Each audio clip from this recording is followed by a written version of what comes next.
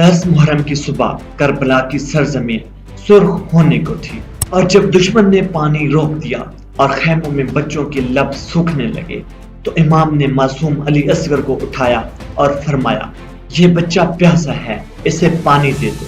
मगर जवाब में एक तीर आया और असगर के गले से पार हो गया। हुसैन ने आसमान की तरफ देखा और फरमाया, ऐ अल्लाह, गवाह रहना कि तेरे दीन के लिए मैंने मासूम बच्चे का खून भी दे दिया। तहरीक के सफात खून से रंगे हुए, ऐसा खून जो मजलूमियत की अलामत बन गया, ऐसा लहू जो मिट्टी पर बहकर भी जाया ना हुआ, और एक नाम जो रहती दुनिया तक दिलों में तड़प पैदा करता रहेगा, हुसैन हुसैन हुसैन हुसैन। हाँ, यही वो हुसैन है जिनकी परवरिश नबी करीम सल्लल्लाहु अलैहि वसल्लम की आगोश में हुई, जिन्हें रसूलुल्लाह ने अपनी पुश्त पर सवार किया, जिनके लिए फरमाया, हुसैन मुझसे है और मैं हुसैन से हूँ।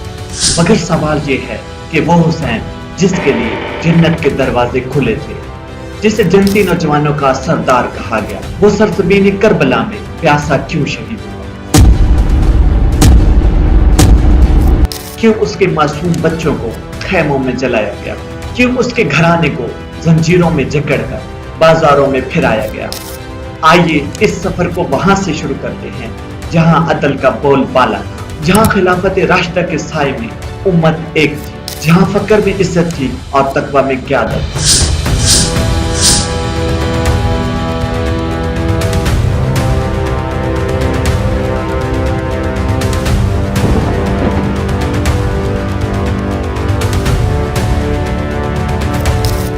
पहला खलीफा हजरत अबू बकर सिद्दीक, दूसरे हजरत उमर फारूक और फिर उस्मान गनी, जिनकी सखावत की मिसालें दी जाती, और फिर आए अली शेर खुदा, इल्म हिलम की मुजस्सिम तस्वीर।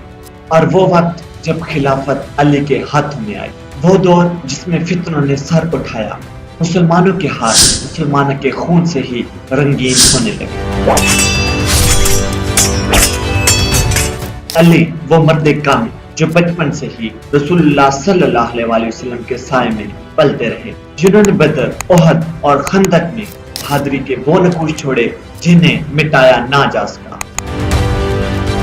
मगर जब खिलाफत उनके हाथ में आई तो तलवारें मुसलमानों पर ही उठने लगी। जंगे जमल हुई, सफैन का मार्का पेश आया और बिल आखिर कूफा की मस्जिद में सजदे की हालत में अली की पिशानी पर तलवार लगी और तारीख की एक रोशन शम्मा बुझ गई। फिर आए इमाम हसन, वो जो अखलाको हलम में रसूलुल्लाह के अक्स थे, जिन्होंने तख्त छोड़ दिया मगर उम्मत को बचा लिया।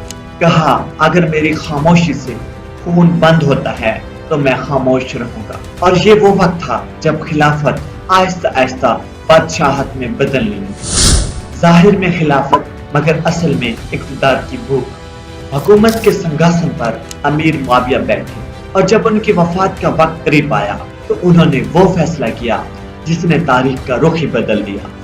यजीद, जो शराबुल लहू व लाभ में डूबा हुआ, जो दीन का रखवाला नहीं, हुकूमत का पुजारी था, और अब उसे बैत चाहिए थी हर उस शख्स से जो उसके सामने झुके।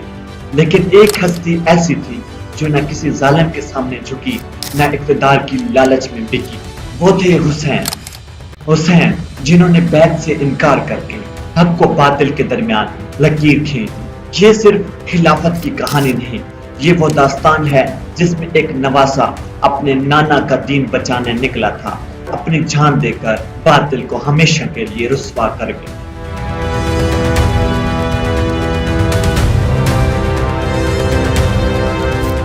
कभी तुमने सोचा है कि अगर तुम्हें बताया जाए कि तुम्हारे सामने सिर्फ 2 रास्ते हैं, एक झुक जाना, दूसरा कट जाना, तो तुम कौन सा रास्ता चुनोगे? हुसैन ने झुकना नहीं सीखा था, उन्होंने हक पर कटने की कसम खा रखी। और यही वजह है कि जब यजीद ने उनसे बैत का मुतालबा किया, मदीना की फिजा में एक इर्ताश पैदा हुआ और नबी के नवासे ने फरमाया, मैं यजीद जैसे फासिक को फाजिर की बैत नहीं कर सकता। ये कोई आम इनकार न था, ये ऐलान बगावत था, बातिल के तख्त को ललकारने का ऐलान। रात का अंधेरा छाया हुआ था, मदीना की गलियां खामोश थी, मगर एक काफिला नबी के शहर को खामोशी से छोड़ रहा था। جس میں حسین، ان کے بھائی، بیٹے، بیٹیاں، بھتیجے، بہنیں سب شامل تھے۔ کسی نے پوچھا، اے حسین، آپ مدینہ کیوں چھوڑ رہے ہیں؟ انہوں نے صرف ایک جملہ کہا، میں اصلاح امت محمدی کے لیے نکل رہا۔ حسین مکہ پہنچے، کعبہ کا طواف کیا، نفل ادا کیے اور وہی قیام فرمایا۔ کچھ ہی دنوں میں کوفہ سے خطوط آنا شروع ہو گئے، 1 2 یا 10 نہیں بلکہ ہزاروں خطوط۔ اے فرزند رسول، آئیے ہم آپ کے ساتھ ہیں، ہم یزید کے ظلم سے تنگ آ چکے، آپ ہی ہمارے امام ہیں۔ اور حسین جو کبھی اقتدار کے پیچھے نہ بھاگے، اب دین کے لیے امت کی فریاد پر کوفہ جانے کو تیار ہو گئے۔ لیکن وقت ایسا تھا کہ حج کے دن قریب تھے، کعبہ کی پردے ہل رہے تھے، مگر حسین نے کعبہ کا احرام اتارا اور احرام شہادت پہن لیا۔ کسی نے پوچھا، یا حسین، یہ وقت تو حج کا ہے، تو فرمایا، میرا حج اب کربلا میں مکمل ہوگا۔ یہ وہ لمحہ تھا جب نبی کے نواسے نے کعبہ چھوڑا، تلوار نہیں اٹھائی، صرف نیت رکھی کہ میں حق کے لیے قربان ہو جاؤں گا۔ راستہ طویل تھا، سفر سخت مگر عزم استوار تھا۔ راستے میں ہر مقام پر کبھی محبت ملی، کبھی خوف، کبھی دھمکیاں اور کبھی وفاداری۔ حضرت مسلم بن عقیل کو کوفہ روانہ کیا گیا تاکہ کوفیوں کی نیت واضح ہو جائے، مگر کوفہ جس نے خط لکھے تھے، کوفہ جو امام کو بلانے والا تھا، اسی کوفہ نے مسلم بن عقیل کو شہید کر دیا۔ خبر ملی، دھوکہ ہوا، مگر حسین نے رستہ نہ بدلا۔ کسی نے کہا، اے نواسہ رسول، آپ واپس چلیں، لیکن حسین نے آسمان کی طرف دیکھا اور فرمایا، میں شہادت کی طرف جا رہا ہوں، یہ میرے لیے اللہ کا وعدہ ہے۔ میں جانتا ہوں میرے جسم پر زخم آئیں گے، مگر میرا مقصد جیت جائے گا۔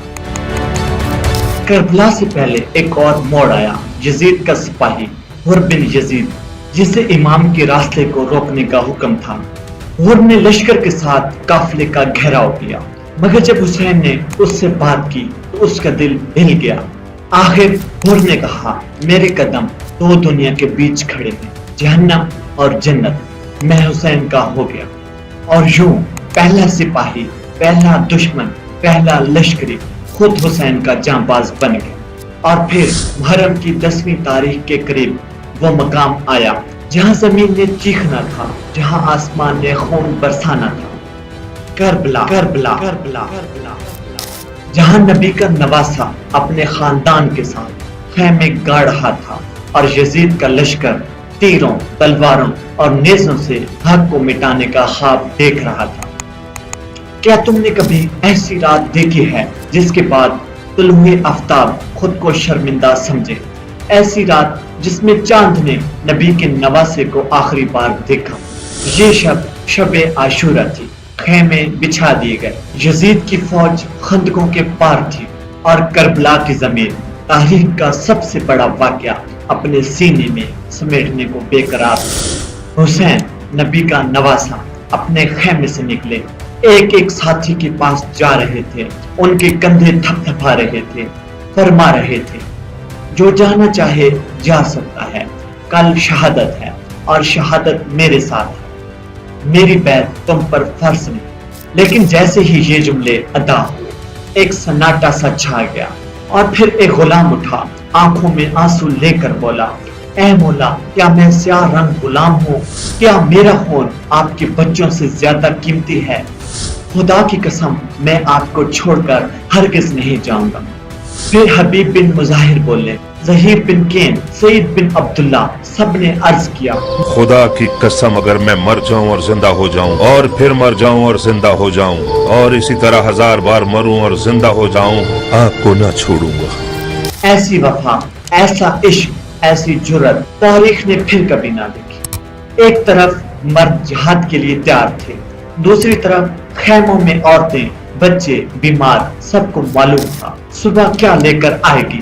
ماں ارباب اپنے چھوٹے شیرخوار علی اصغر کو سینے سے لگائے ہوئے تھے۔ حسین کے چہرے پر صبر تھا، مگر دل بس اللہ کی رضا کے سپرد تھا۔ اور پھر شب عاشورہ آئے، ہر خیمے سے قرآن کی تلاوت کی آوازیں آنے لگی، نماز، دعا، سجدے، تسبیح۔ ایسا معلوم ہوتا تھا کہ جیسے فرشتے بھی زمین پر اتر آئے ہوں اور شہادت سے پہلے رب سے آخری ملاقات کی تیاری ہو رہی ہو۔ رات گزری اور صبح طلوع ہوئی۔ 10 محرم کی صبح کربلا کی سرزمین سرخ ہونے کو تھی۔ حسین نے اپنے ساتھیوں کو نماز فجر پڑھائی، پھر سب کو آخری نصیحت کی، اللہ سے ڈرو، صبر کرو، یہ دنیا چند لمحوں کی ہے، ہم رب کی بارگاہ میں جا رہے ہیں۔ پھر ایک ایک کر کے ساتھی میدان میں جانے لگے اور ہر ایک نے شہادت کا جام نوش۔ زہیر بن کین نے للکارا، میں جانتا ہوں میں تنہا ہوں مگر آج حق کے لیے لڑوں گا۔ غلام نے کہا، یا حسین میری قربانی بھی قبول کیجیے، اور تلوار لیے دشمن کے بیچ جا گھسے۔ اور جب سب ساتھی شہید ہو گئے تو گھر کے نوجوانوں کی باری آئی۔ حضرت علی اکبر نوجوان، حسین کے سب سے بڑے بیٹے نکلے تو حسین کی آنکھوں سے آنسو روا تھے۔ یا اللہ، میں اس نوجوان کو بھیج رہا ہوں جو چہرے میں تیرے نبی کا عکس ہے۔ اور پھر اکبر کی لاش ٹکڑے ٹکڑے ہو کر لوٹی۔ باپ نے لاشے کو اٹھایا، دل کانپ اٹھا، آسمان لرز گیا۔ اور جب دشمن نے پانی روک دیا اور خیموں میں بچوں کے لب سوکھنے لگے تو امام نے معصوم علی اصغر کو اٹھایا اور فرمایا، یہ بچہ پیاسا ہے، اسے پانی دے دو۔ مگر جواب میں ایک تیر آیا اور اصغر کے گلے سے پار ہو گیا۔ حسین نے آسمان کی طرف دیکھا اور فرمایا، اے اللہ، گواہ رہنا کہ تیرے دین کے لیے میں نے معصوم بچے کا خون بھی دے دیا۔ اب اکیلے رہ گئے تھے حسین، زخموں سے چور، جسم پر نیزے، دل میں درد مگر چہرے پر جلال۔ میدان میں نکلے تن تنہا یزیدی لشکر کے درمیان۔ حسین زخمی، تھکے ہوئے مگر سر بلند تھے۔ ان کا لباس خاک آلود، جسم لہو لہان، لیکن لبوں پر تسبیح، دل میں توکل اور آنکھوں میں یقین تھا۔ پھر ایک دشمن سپاہی نے جب دیکھا کہ امام ایسے ہم سے نہیں آئیں گے تو اس نے اذان دینا شروع کر دی۔ اذان سنتے ہی امام نے نماز کی طرف رجوع کیا۔ پھر امام نے سجدہ کیا۔ میدان کربلا کی خاک پر زمین نے امام حسین کے سجدے کو محسوس کیا، اور عین حالت سجدہ میں جب وہ اپنے رب کے حضور جھکے ہوئے تھے، شمر جیسے ظالم نے نبی کے نواسی کی گردن پر تلوار چلائی۔ جی ہاں، حسین کو مردانگی سے نہیں بلکہ سجدے میں شہید کیا گیا۔ وہ سجدہ جس میں اللہ نے قیامت تک کی عزت رکھ دی، وہ سجدہ جس نے یزیدیت کو ہمیشہ کے لیے ذلیل کر دیا۔ یہ وہ لمحہ تھا جب زمین لرز گئی، آسمان سیاہ ہو گیا اور فرشتوں کی صفوں میں خاموشی چھا گئی۔ اللہ کے محبوب، نبی کا نواسا، اللہ کے حضور سجدے میں سر رکھے شہید ہو چکا تھا۔ کیا تم جانتے ہو یزید تخت پر بیٹھا تھا مگر ذلیل ہوا، اور حسین کربلا کی خاک پر سجدہ ریز ہو کر قیامت تک کے لیے کامیاب ہو گئے۔